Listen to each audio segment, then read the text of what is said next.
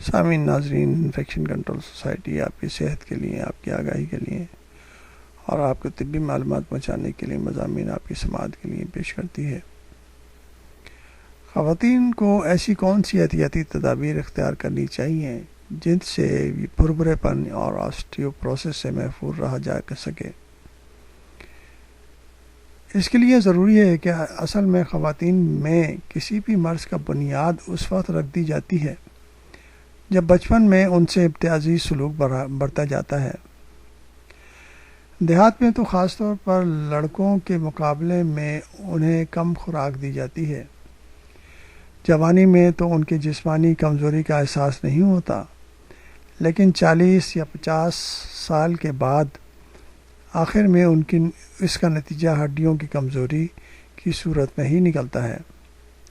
چونکہ یہ ایک خاموش مرض ہے، اسی لیے ابتدا میں تو اس کی ڈائگنوسس نہیں ہوتی، تاہم جب 40-50 سال کے بعد معمولی چوٹ سے فریکچر ہو جائے تو پھر ٹیسٹ سے پتہ چلتا ہے کہ جسم میں وٹامن ڈی کی بہت زیادہ کمی ہو چکی ہے۔ یاد رکھیے کہ اگر خاندان میں فریکچرز یا ہڈی ٹوٹنے کے واقعات زیادہ ہوئے ہیں تو خاص طور پر خواتین کو بے حد محتاط ہونا چاہیے۔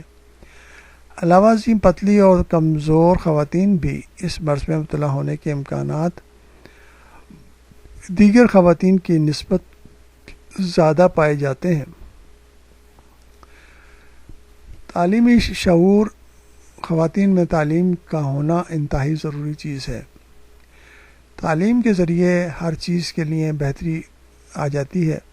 اگر خواتین کے اندر تعلیم عام ہوگی اور وہ بہتر طریقے سے وہ معلومات حاصل کر سکیں گی تو وہ اپنے جسم اور جان کی حفاظت بھی بہتر کر سکیں گی۔